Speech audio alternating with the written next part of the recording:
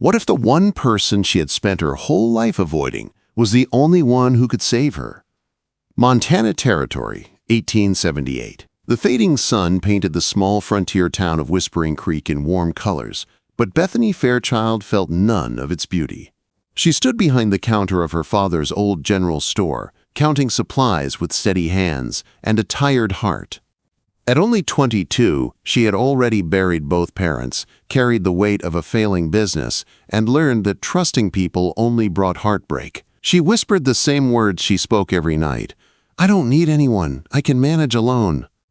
But even she no longer believed it. Her mother had died giving birth. Her father had passed the winter before, coughing until the end. And her fiancé had walked out when debts began piling high, leaving her with a broken heart, and a lesson she repeated to herself like a shield. The frontier rewarded only the strong, the self-reliant, the ones who learned not to lean on anyone. Still, sometimes when the nights grew cold and the wind cried through the walls, loneliness sat on her chest like a heavy weight. That afternoon, as the last customer left and Bethany switched the sign to closed, the silence felt deeper than usual. She climbed the stairs to the small living quarters above the shop. Through the window, she watched lanterns blinking out along the empty street. The sky stretched wide and endless, but she felt trapped inside her own little world. 3 days later, everything changed. Bethany was sorting a new delivery when the bell over the door rang. She looked up expecting a regular customer, but the man standing there was someone she had never seen. He stepped inside, removing his hat. Sunlight framed him from behind, outlining a tall shape with broad shoulders, dusty boots, and a calm, confident presence that filled the quiet room. "Morning, ma'am," he said in a warm Texas drawl. "Good morning," Bethany replied, keeping her tone polite and controlled.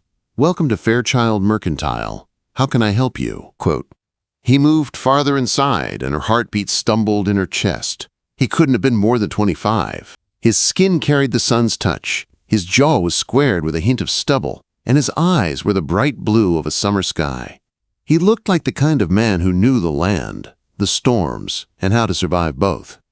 "Name's Adam Quinn," he said, offering his hand. "Just hired on at the Rockingham Ranch.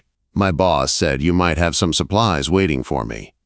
Bethany hesitated before shaking his hand. His grip was firm but gentle, his palm warm and calloused from honest work. When their hands parted, she tried to ignore the strange flutter in her stomach. "Yes, your order is in the back. I'll fetch it." As she gathered the items, Adam wandered the aisles, studying everything like he truly cared. When she returned, he smiled at her with a kindness she was not used to. "Nice place you run here," he said. "You been running it long?" "It was my father's," Bethany answered, trying to keep her voice steady. "I took over last winter." Adam lowered his head slightly. "I'm sorry for your loss." He meant it. She could hear it in the softness of his voice. When their eyes met, she felt seen for the first time in a long time, seen in a way that scared her more than the loneliness. Before she could reply, shouting exploded outside. Horses whinnied in terror. Adam turned instantly and rushed to the window, Bethany right behind him. A team of horses had broken loose, dragging a wagon wildly through the street. And directly in their path stood a small child too frozen to move. Bethany gasped, "Dear God!" Adam didn't wait another second. He ran out the door at full speed. Bethany watched helplessly as he sprinted across the street, reaching the child just as the wagon thundered toward them. In one swift motion, he scooped the boy into his arms and dove aside. The wagon roared past, smashing into a water trough. People screamed. Doors flew open. The mother of the child cried in relief as Adam gently handed the boy over, ignoring the blood spreading across his shirt sleeve. "You're hurt," Bethany said when she finally reached him. Without thinking, she touched his arm. "It's nothing," he muttered, though his face had turned pale. "Don't be foolish," she said, her voice firm. "Come inside. I have supplies." To her surprise, he didn't argue. In the back room, Bethany cleaned and wrapped the gash on his arm with steady hands. But inside, she was shaking. His bravery had cracked something inside her. A lifetime of walls built from grief and caution trembled with every look he gave her. "Why did you do that?" she whispered. "You could have been killed." Adam looked at her like he didn't understand the question. "Couldn't just stand there, Bethany." Her name and his quiet drawl sent warmth through her chest she didn't want to feel, but she couldn't deny it. Something had shifted between them. Something she hadn't expected. Something she wasn't sure she could handle. Over the next weeks, Adam visited the store often. Sometimes for ranch supplies, sometimes because he just happened to be passing by, though they both knew otherwise. Bethany pretended not to notice how her heart lifted every time she saw him. One warm spring day, he walked in holding a package. "Special delivery," he said, placing it on the counter. Inside was a brand new book. "For you," Adam said simply. "Thought you might like something new to read." Bethany touched the cover gently. No one had cared about what she liked in years. Before she could thank him, a crash sounded from the back room. A shelf had collapsed. Jars of molasses covered the floor in a sticky disaster. Without hesitation, Adam rolled up his sleeves. "Where do you keep your mop?" "You don't have to help," she said. "I know," he replied softly, "but I want to." And for the first time in a very long time, Bethany let someone help her. As they worked side by side in the golden afternoon light, she felt something dangerous and wonderful stirring inside her. Hope. A feeling she had buried long ago. And she didn't know yet, but the moment she let Adam take her hand that day, her life began to change forever. Bethany Fairchild had spent years mastering the art of hiding her feelings, but standing beside Adam Quinn on that warm spring afternoon made her wonder if she had ever known anything about strength at all. As weeks passed, his visits became a steady rhythm in her life. Sometimes he brought supplies from the ranch. Other times he carried small surprises, like a handful of wildflowers or a new book he thought she might enjoy. And sometimes he simply came to talk. Those were the times Bethany secretly cherished most. One warm evening, Adam arrived with a wicker basket tucked under his arm and a hopeful look in his eyes. "Store busy today?" he asked lightly. "Not particularly," Bethany said, narrowing her eyes at him in suspicion. "Why?" He lifted the basket. "Thought you might want to close up early. There's a place out by the creek I'd like to show you." Bethany hesitated. The old version of herself would have said no before he'd even finished the question. But the woman she was slowly becoming, a woman who allowed herself to feel again, found herself locking the shop door and letting him help her onto his horse. They rode together toward the hills, the late afternoon sun warming her face. Bethany sat sideways in front of him, his arm strong and steady around her waist. Her heartbeat stumbled every time his breath brushed her ear. She had never been this close to a man before, not even to the one who had once promised to marry her. When they reached the creek, Bethany gasped. Cottonwood trees arched over the clear, sparkling water. Wild roses grew along the bank. It felt like stepping into a hidden world. "It's beautiful," she said. Adam smiled softly. "Thought you might like it." They sat beneath a tree, sharing bread, cheese, and ripe peaches from a ranch hand's orchard. The breeze rustled through the leaves, and for the first time in a long while, Bethany felt peaceful. "Bethany?" Adam asked quietly. She turned to him. "Yes?" Quote, "That first day in your store, after the wagon almost hit that boy, you looked at me like I'd done something strange." She took a breath, gathering her thoughts. "I've lived most of my life believing the frontier punishes the weak. My father raised me to stand alone. When he died and everything fell apart, I convinced myself he was right." Adam listened closely, his blue eyes full of patience. "And then you came along," she continued, "doing something brave without thinking twice, helping people without expecting anything. It didn't match the world I thought I understood." Adam reached for her hand, brushing his thumb over her knuckles. "Maybe your father was partly right. The frontier is hard. But I've seen more folks survive because they had someone to lean on, not because they stood alone." His touch was warm, steady, safe. Bethany felt her walls cracking. "And what about you?" she asked softly. "What are you carrying alone, Adam Quinn?" For a split second, something dark passed through his eyes. A secret, a memory, a shadow. "Nothing you need to worry about," he said lightly. But Bethany knew better. Before she could ask more, distant thunder growled across the valley. They packed up quickly and raced back toward town as rain began to fall. By the time they reached the back of her store, they were soaked. "Get inside," Adam urged, lifting her down gently. "I'll take care of the horse." Bethany hurried upstairs to change, heart pounding for reasons that had nothing to do with the storm. When Adam knocked at the door minutes later, he looked like he had been dipped in a river. His hair clung to his forehead, and his shirt clung to every line of his strong frame. "Oh, Adam," she laughed, "you look miserable. Come in." He smiled sheepishly. "Guess the storm won this round." Bethany handed him a towel and pointed him toward her father's old clothing chest. "There are dry clothes in there. See what fits." Quote. As he changed in the back room, she poured hot tea and tried not to think about the fact that the most gentle, kind-hearted man she had ever known was currently slipping out of his wet shirt only a few steps away. When Adam returned, wearing her father's flannel shirt, Bethany felt her breath catch. It fit him almost perfectly, and seeing him in her father's clothing stirred something deep and emotional inside her. They sat at her small kitchen table as the storm raged outside. Steam curled from their cups. Their knees brushed under the table, sending a warm shiver through her.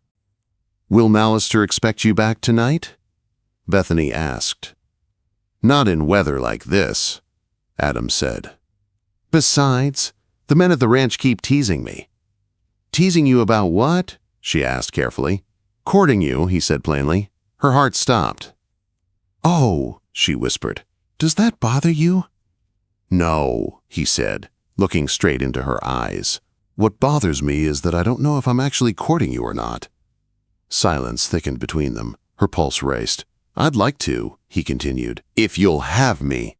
Bethany swallowed hard. "I would like that, very much." The smile that spread across his face warmed her from the inside out. They talked for hours, voices soft, storm roaring outside like a shield around their little world. When the thunder finally faded, Adam rose reluctantly. "I should go," he said. At the door, he paused. "There are things in my past I haven't told you yet," he said quietly. "Things I'm not proud of." "We all have things," Bethany replied, her voice gentle. "When you're ready to tell me, I'll listen."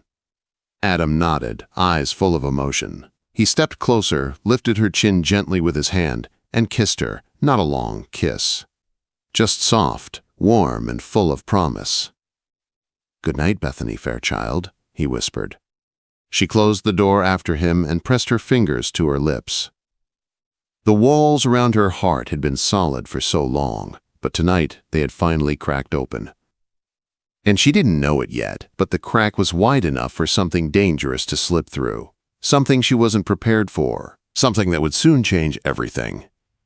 Bethany Fairchild had finally opened her heart to someone after years of fear and loneliness. For the first time since her father's death, she felt alive. Safe, seen. But everything she believed about strength, trust, and love shattered in one terrible moment. It happened during Whispering Creek's Harvest Festival. The store was busier than she'd ever seen it. Colorful banners fluttered in the wind, families crowded the streets, and music floated through the warm September air. Bethany was arranging jars of preserves when the shop bell rang. "We're closing early today," she began as she turned around. The words died in her throat. Sheriff Whitaker stood in the doorway. His hat was in his hands. His face was grave. "Miss Fairchild," he said quietly, "we need to talk." A cold feeling swept through Bethany's body. "Is Adam hurt? Has there been an accident?" "No accident, ma'am," his voice broke a little, "but it is about Adam." Her knees weakened. The sheriff gently guided her into the back room. Then he said 6 words that tore her world apart. "Adam Quinn is not his real name." He explained everything slowly, like a man who hated every word coming out of his mouth. A federal marshal had arrived that morning with a warrant. Adam Quinn, whose real name was Alexander Quaid, was wanted for a bank robbery in Wyoming 2 years earlier. A robbery where a guard had been shot and killed. Witnesses placed Adam at the scene. He hadn't even tried to deny it when they came for him. "He asked me to tell you he was sorry," the sheriff said softly, "said you deserved better." Bethany felt the ground tilt beneath her. Adam, the man who saved a child without hesitation, who helped rebuild after the fire, who made her laugh again, could not be the same man the sheriff was describing. "No," she whispered, "there has to be a mistake." But there wasn't. The sheriff's eyes said everything. Adam was already in the town jail. And in the morning, they were taking him to Cheyenne to stand trial. That night, Bethany lay awake, staring at the ceiling as tears slid silently down her cheeks. Every memory felt twisted. Every soft moment felt like a lie.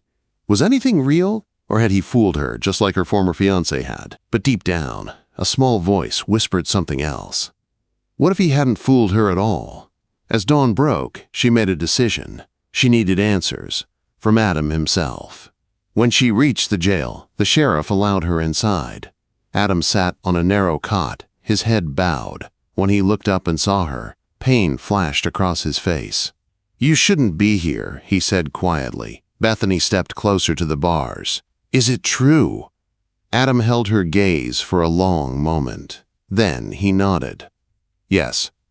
Bethany flinched like she had been struck. "Why didn't you tell me?" she cried. "Why did you let me fall?" "I tried," he said, voice rough. "So many times. But every time I looked at you, I couldn't bring myself to say it. I was afraid of exactly this. The look you're giving me now." "You owed me the truth," she said softly, "after everything we shared." Adam closed his eyes. "I know." He told her everything. His parents dying from fever when he was 19, falling in with the wrong men, the robbery, the shot he didn't fire but still felt responsible for, changing his name, running north, trying to build a new life, trying to become a better man. "I never meant to hurt you," he whispered. "You made me want to be worthy, but the past always finds you."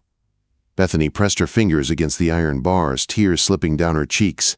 Adam reached up and touched her hand gently. "I'm sorry," he murmured, "for everything but loving you. I'll never be sorry for that."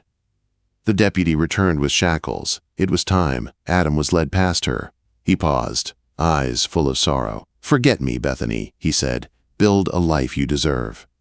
Then he was gone. But Bethany could not forget him. Not the real man she had come to know. Not the man who had risked his life to save a child. Not the man who made her believe in love again. And so she made a choice that shocked the entire town. 3 days later, she boarded the stagecoach to Cheyenne. She attended his trial. She sat through every witness. She listened to every detail. She wrote letters to the judge. She prayed. She hoped. She hurt. She cried. The jury found him guilty as an accessory. The judge sentenced him to 15 years. But Bethany did not walk away. She visited him before he was taken to prison. He tried once more to push her away. "You need to forget me," he said. 15 years is too long." Bethany shook her head. "No, it's long enough for you to change your life, and long enough for me to build a new one. One close to you." His eyes widened in shock when she told him her plan. "I'm moving to Laramie," she said. "There's a general store for sale. Aunt Patricia will run the one in Whispering Creek." Adam stared at her like she had given him breath in the middle of drowning. "Bethany, why?" he whispered. "Because love isn't about what we deserve," she said softly. "It's about what we choose. And I choose you, Adam. Alexander. Whoever you are, I choose you." Tears filled his eyes as he gripped her hands through the iron bars. "I'll spend the rest of my life trying to be worthy of you," he vowed. Years passed. She kept every promise. She visited him every month. She wrote letters every week. She built a successful store in Laramie. She waited. And finally, 15 years later, on a bright morning at the train station, Adam stepped off the train a free man. He looked older, stronger, wiser. Silver streaked his hair. But his eyes, those same summer blue eyes, searched through the crowd until they found her. When she ran to him, he caught her in his arms and held her tightly, burying his face in her hair. "Hello, Bethany Fairchild," he whispered. "Hello, Alexander Quaid," she replied, smiling through tears. He touched her cheek softly. "I practiced what I'd say for 15 years, but it's all gone." "Then don't say anything," she said, rising onto her toes to kiss him. And when they held each other, it felt like all the years between them vanished. Later that afternoon, in the home she'd built waiting for him, Bethany handed him a small velvet box containing 2 gold bands. "Judge Wilson is coming at 4, she said with a soft smile. "If you still want to marry me." Quote. Adam pulled her into his arms. "I've waited 15 years to be your husband." And that day, with tears, laughter, and a room full of love, they became husband and wife. Bethany had once believed strength meant standing alone. But life taught her a different truth.